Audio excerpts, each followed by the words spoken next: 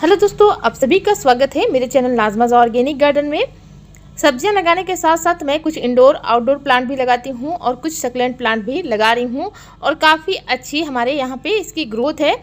तो आज की इस वीडियो में आप लोग के साथ शेयर करूंगी कि गर्मियों में आप अपने सक्लेंट प्लांट को किस तरह से देखभाल कर सकते हो और कुछ खूबसूरत से हैंगिंग प्लांट्स के बारे में बात करेंगे जिनको आप अपने गार्डन में लगाकर अपने गार्डन की खूबसूरती को बढ़ा सकते हो। तो मैंने भी कुछ सक्लेंट को लगाया हुआ है जो कि हैंगिंग बास्केट में बहुत खूबसूरत लगते हैं, आपके गार्डन की खूबसूरती में चार चांद लगाते हैं।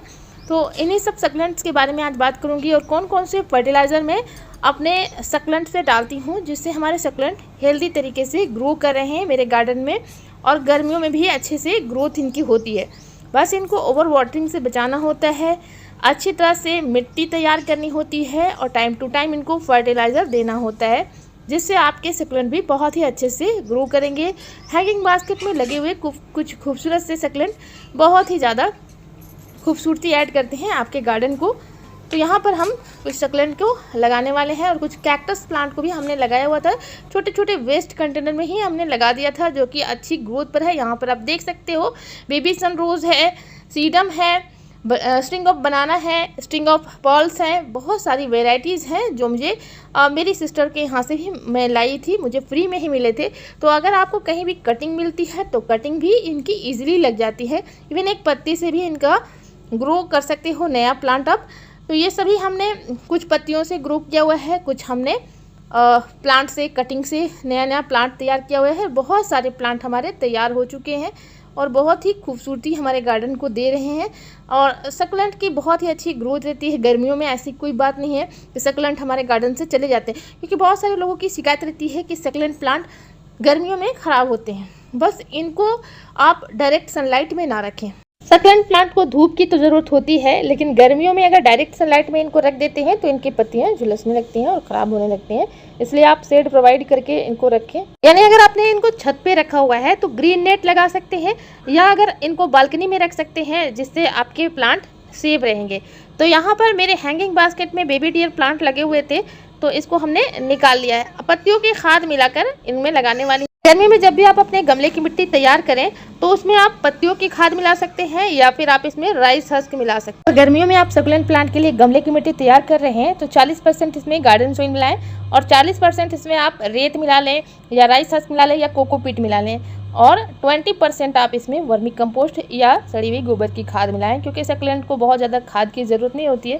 तो इसी तरह से आपको गमले की मिट्टी तैयार करके अपने सक्लेंट को लगा लेना है। यहाँ पर हमने कटिंग से थर्माकोल बॉक्स में ही बहुत सारे पौधे तैयार किए हुए हैं जिनके रूट्स बहुत अच्छे से डेवलप हो चुके हैं। तो स्टिंग ऑफ बनाना बहुत ही अच्छा हमारा प्लांट तैयार हो गया था, तो इसको हैंगिंग बास्केट में हमने इस तरह से लगा दिया है और बिल्कुल कम मेहनत में आपका सक्लेंट बहुत अच्छे से ग्रो करता है। अगर सिंपल सी मिट्टी आप देती हैं, कोई बहुत ज़्यादा खाद देने की ज़रूरत नहीं है। आप इसमें मंथली एक बार भी कुछ खाद दे देते हैं तो भी आपके प्लांट बहुत ही अच्छे से सर्वाइव करते हैं और बहुत अच्छे से रूट्स डेवलप करते हैं। इनमें कुछ फूल भी आ रहे हैं और बहुत ज़्यादा गर्मियाँ पड़ने पर थोड़े से हमारे सक्लेंट में ग्रोथ कम हो जाती है।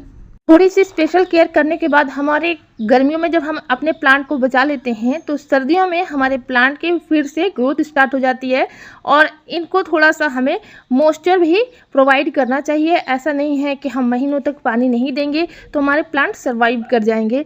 इस टाइम पे, गर्मियों के टाइम पे, अगर गमले की मिट्टी सूखी हुई दिखती है 1 से 2 इंच, आप तुरंत इसमें पानी दीजिए जिससे आपके प्लांट में बहुत ही अच्छी ग्रोथ होगी।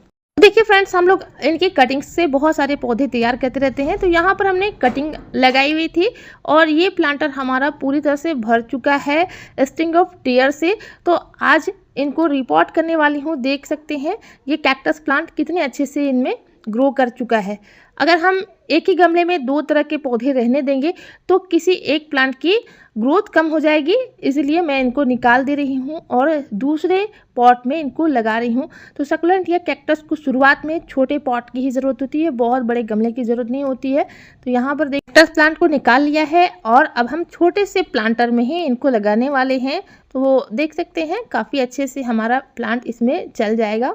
छोटा सा ही प्लांटर है तो इसमें हम लगा रहे हैं। बहुत ही अच्छे लगते हैं कैक्टस प्लांट और सक्लेंट प्लांट।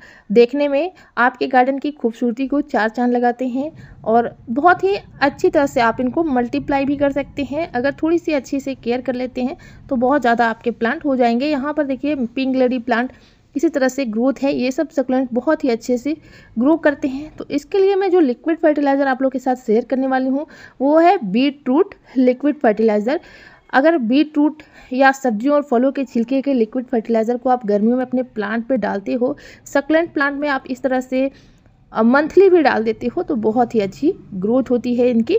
तो यहाँ पे सहजन जिसको कहते हैं उनकी पत्तियों से भी हमने लिक्विड फर्टिलाइज़र बनाया हुआ है।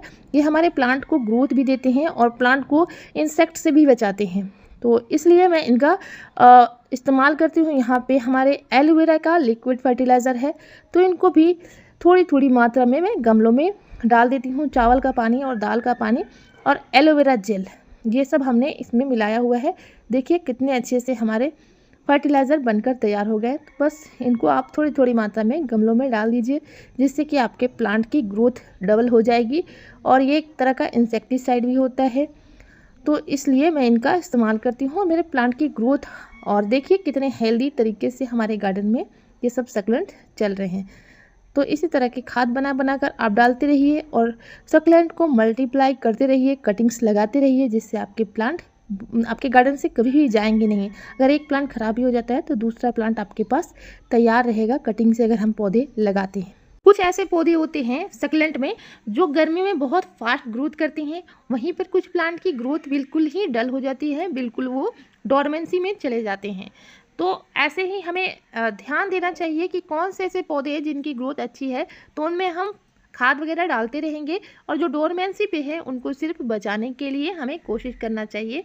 तो ये देखिए बनाना की स्ट्रिंग ऑफ बनाना है, स्ट्रिंग ऑफ पर्ल्स है, बेबी टियोर है और भी बहुत सारे सक्लेंट हमारे यहाँ पे लगे हुए हैं, ये आप सब देख सकते हो। और एक तरह का ये सक्लेंट होता है जो स्नेक प्लांट होता है, उसको भी कम पानी की ज़रूरत होती है। इनके स्टेम में और पत्तियों में पानी जमा रहता है, काफ़ी थिक इनकी पत्तियां होती हैं। यहाँ पर आप देखिए रूबी नेकलेस सक्लेंट है जो काफ़ी अच्छे से हैंगिंग बास्केट में लगे हुए दिखते हैं और इनमें भी मैं खाद डाल रही हूँ। तो इसी तरह से आपके जो गार्डन में सरवाइव करते हैं उनको ज़्यादा से ज़्यादा गार्डन में लगाइए और सब्जियों और फलों के छिलके का लिक्विड फर्टिलाइज़र इसमें डाल सकते हैं। कोई भी तरह का इसमें साइड इफ़ेक्ट नहीं होता है। ये सब जो हम लोग अपने घर पर लगाते हैं, सीडम की अलग अलग वेराइटीज़ हैं जो गर्मी में बहुत अच्छे से ग्रो करते हैं। मेरे गार्डन में यहाँ बहुत अच्छे से चल रहे हैं।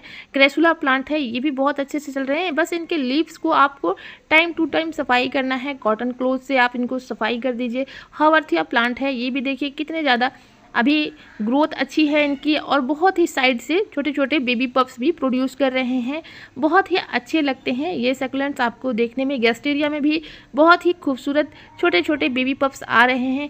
यहाँ पर हमारी लगी हुई है मदर ऑफ 1000 की एक अलग वेराइटी है, काफ़ी सारे इनमें बेबी पप्स निकल कर आ रहे हैं। इसी तरह से मैंने कटिंग लगा के ढेर सारे पौधे अपने गार्डन में तैयार कर लिए हैं। तो कटिंग्स से भी इनको अभी ग्रो कर सकते हैं। तो दोस्तों आप भी इस तरह से कटिंग्स लगा कर ढेर सारे पौधे तैयार कर सकते हैं और इन माइल्ड और लिक्विड फर्टिलाइज़र का इस्तेमाल भी कर सकते हैं। अगर आपके प्लांट में थोड़े बहुत इंसेक्ट अटैक देखने को मिलते हैं तो आप इसमें 2 से 3 ml पर लीटर के हिसाब से नीम ऑयल का स्प्रे भी कर सकते हो, जिससे आपके प्लांट में किसी भी तरह का इंसेक्ट अटैक नहीं होगा। आपके प्लांट काफ़ी हेल्दी वे में ग्रो करेंगे। तो उम्मीद करती हूँ कि ये वीडियो आपके लिए इन्फॉर्मेटिव होगी। वीडियो से कुछ नया सीखने को मिला है। वीडियो अच्छी लगी हो तो वीडियो को लाइक करना ना भूलिएगा दोस्तों, और चैनल पे नहीं होंगे तो सब्सक्राइब कीजिएगा, बेल आइकन को प्रेस कीजिएगा और एक हाइप ऑप्शन है उसको भी आप प्रेस कर सकते हो अगर हमें सपोर्ट करना चाहते हैं तो। Thank you so much, keep gardening and happy gardening.